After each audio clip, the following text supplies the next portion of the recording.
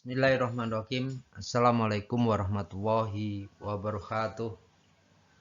Bismillah dan aliyada asyhadu an la ilaha illallah.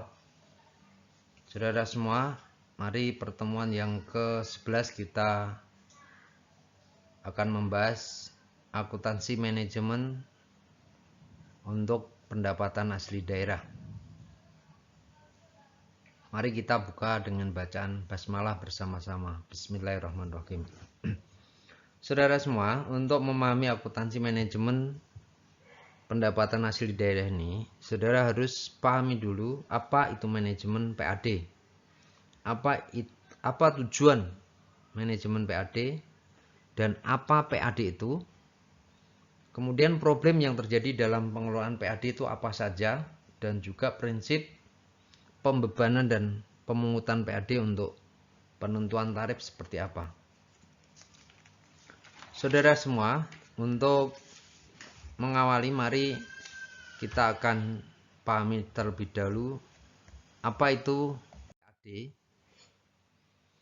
Bahwa PAD itu merupakan pendapatan yang diperoleh pemerintah daerah dari berbagai sumber yang ditetapkan berdasarkan peraturan perundang-undangan untuk membiayai pelaksanaan pemerintahan. Contoh pembangunan fisik dan pembangunan non-fisik. Untuk pembangunan fisik contohnya bisa saja pembangunan gedung, pembangunan jalan raya, pembangunan jembatan, pembangunan masjid, mushola. Sedangkan pembangunan non-fisik ini mengarah pada bagaimana pembentukan karakter mental, pembentukan karakter masyarakat, baik yang diwujudkan melalui syiar agama atau oleh tokoh-tokoh ulama dalam pembentukannya. Saudara semua, tentu konsep manajemen ini adalah fungsi untuk mencapai suatu tujuan melalui organisasi, melalui orang lain dengan planning, organizing, actuating, dan controlling. Sehingga kita pahami bagaimana perencanaan bisa tercapai, bagaimana mengorganisasi bisa tercapai, bagaimana mengarahkan dan mengendalikan kegiatan bisa mencapai tujuan. Sehingga dibutuhkan apa yang disebut dengan sumber daya. Saudara semua, apa yang ada di dalam bingkai tersebut bahwa keuangan daerah ini merupakan keseluruhan hak dan kewajiban yang dinilai dengan uang atau barang yang memiliki daerah sumber kekayaan serta daerah serta oleh negara, daerah yang lebih tinggi yang diatur dalam peraturan undang-undang. Contoh, hak memungut pajak. Ini tentu akan berimbas pada hasil pajak daerah, berimbas pada hasil retribusi daerah, berimbas pada hasil pengelolaan kekayaan daerah yang dipisahkan. Sedangkan kewajiban untuk membayar, tentu saudara-saudara semua juga harus bisa memahami bagaimana anggaran dalam hal belanja daerah ini. Anda akan bisa melihat bagaimana menggaji pegawai dan sebagainya. Sedangkan pendapatan asli daerah itu yang sering kita lihat bisa kita lihat melalui dari pemungutan pajak, bisa pajak hotel, pajak restoran, pajak hiburan, pajak reklame, pajak penerangan jalan, pajak galian C, pajak parkir, dan sebagainya dan sebagainya. Ditambah dengan retribusi yang meliputi jasa umum, jasa usaha, jasa perizinan. Nah, itu nanti akan total merupakan PAD yang harus kita wujudkan. Nah, saudara semua, kaitannya dengan PAD ini tentu apa yang telah saya jelaskan ini bahwa pajak daerah ini dalam penerimaannya merupakan penerimaan pemerintah daerah dari iuran wajib dari masyarakat yang dapat dipaksakan dengan peraturan perundang-undang yang berlaku tanpa imbalan secara langsung dan digunakan untuk membiayai pengeluaran-pengeluaran umum dalam rangka tugas pemerintah daerah untuk melaksanakan fungsi pemerintahan. Sedangkan retribusi daerah, ini pungutan daerah sebagai pembayaran atas jasa atau pemberian izin tertentu yang khusus disediakan dan atau diberikan oleh pemerintah daerah untuk kepentingan orang pribadi atau badan.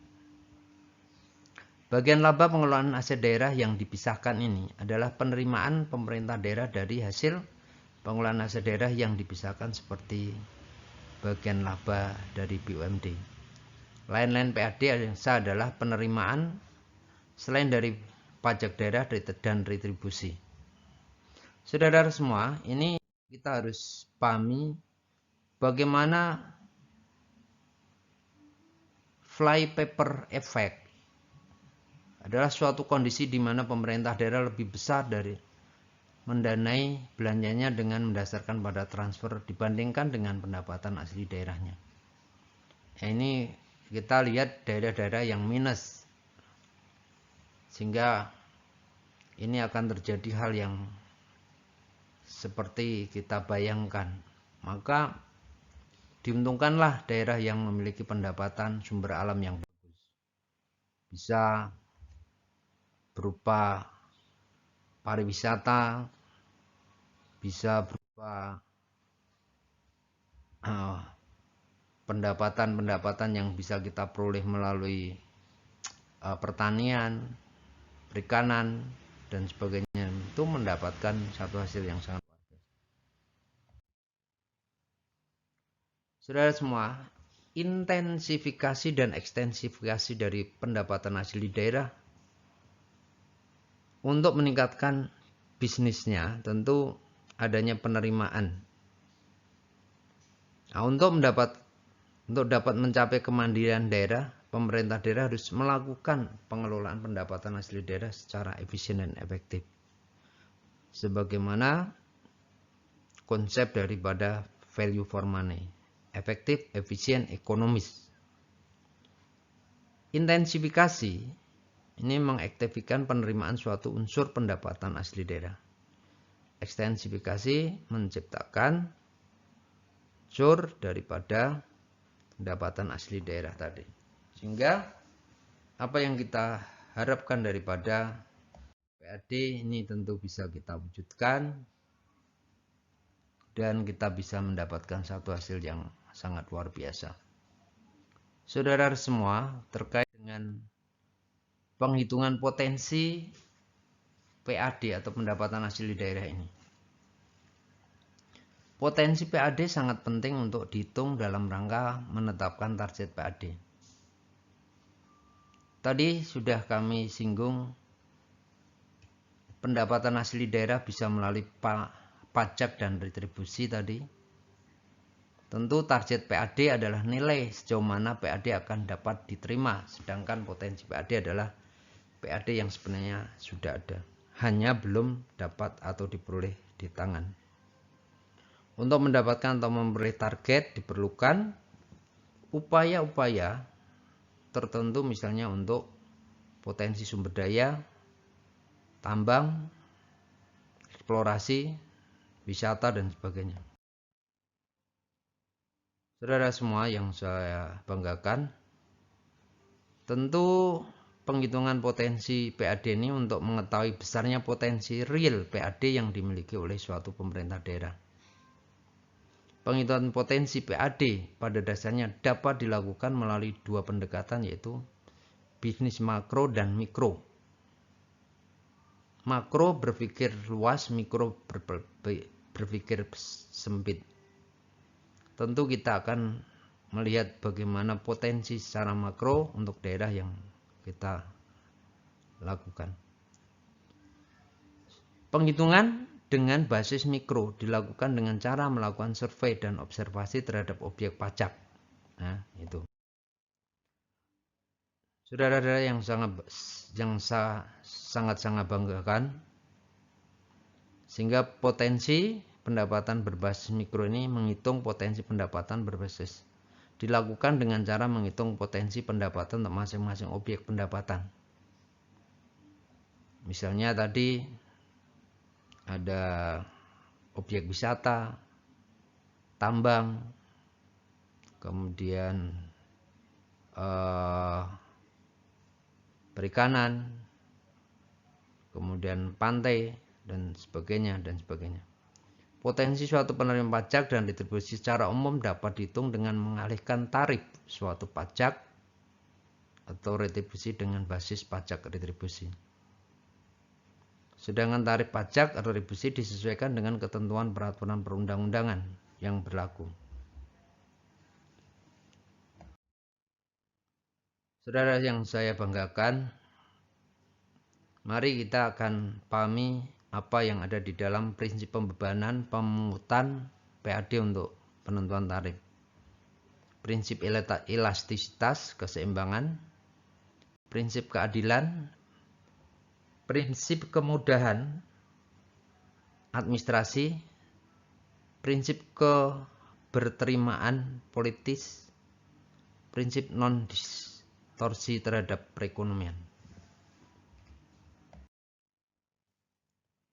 Nah, prinsip elastisitas ini mudah naik atau turun mengikuti naik atau turunnya tingkat pendapatan masyarakat. Implikasi prinsip elastisitas pajak ini terhadap manajemen pajak daerah adalah perlunya pemerintah daerah meningkatkan pendapatan masyarakat terlebih dahulu sebelum menaikkan pajak agar nantinya masyarakat tidak keberatan. Nah, ini yang kedua, prinsip adil secara vertikal dalam arti sesuai dengan tingkat sosial kelompok masyarakat maupun adil secara horizontal dalam arti berlaku sama bagi setiap anggota kelompok masyarakat. Jadi yang namanya pendapatan asli daerah ini tidak hanya untuk golongan tertentu tetapi untuk seluruh lapisan masyarakat yang membutuhkan. Kemudian administrasi pajak daerah harus fleksibel, sederhana, mudah dihitung, dan memberikan pelayanan yang memuaskan bagi wajib pajak. Keberterimaan politis, pajak daerah harus dapat diterima secara politis oleh masyarakat sehingga masyarakat sadar untuk membayar pajak. Jadi sudah ada peraturannya bahwa pemerintah punya hak untuk memaksa kepada seluruh masyarakat untuk membayar pajak demi pembangunan bangsa dan negara ini.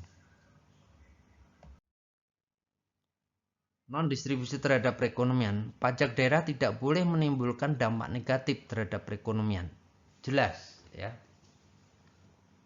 Karena bagaimanapun Menteri Keuangan sampai sekarang ini harapannya dengan e-filing ini bisa meningkatkan PAD. Dengan e-filing kita akan meningkatkan pemerataan pembangunan dari Sabang hingga Merauke. Sehingga saudara-saudara semua sekarang sudah punya jalan tol lintas Sumatera, jalan tol lintas Jawa, jalan tol lintas Kalimantan, jalan tol lintas Sulawesi, jalan tol lintas Irian, bahkan jalan tol lintas Bali dan NTT, sehingga kita bisa melalui darat dengan cepat, dan itulah hasil pengenaan pajak untuk pendapatan asli daerah. Saudara semua, kaitannya dengan tarif retribusi ini, tentu kita akan melihat bagaimana gross margin pricing, full cost pricing, direct cost pricing, time and material pricing, subsidi cost pricing, cost recovery pricing, target pricing, dan marginal cost pricing. Ini penting untuk kita semua, sehingga tarif itu ditentukan, tarif ditetapkan, pemerintah memutuskan, dan itu harus dilakukan oleh semuanya. Saudara semua yang saya hormati dan saya banggakan, beberapa pelayanan publik yang dapat dijual antara lain pelayanan penyediaan air bersih, transportasi, pelayanan pos, telekomunikasi, listrik, energi, penyediaan perumahan rakyat, tempat rekreasi, pendidikan, jalan tol, irigasi, pemadam kebakaran, kesehatan, pengelolaan sampah, administrasi kependudukan dan perizinan, dan lain-lain. Ini pelayanan yang kita lihat. Nah, potensi PAD, vs kemampuan pengelolaan PAD ini memiliki potensi dan kemampuan mengelola tinggi. Memiliki potensi yang tinggi tetapi kemampuan mengelola rendah. Memiliki potensi rendah tetapi memiliki pengelolaan tinggi. Memiliki potensi yang rendah dan kemampuan mengelola rendah.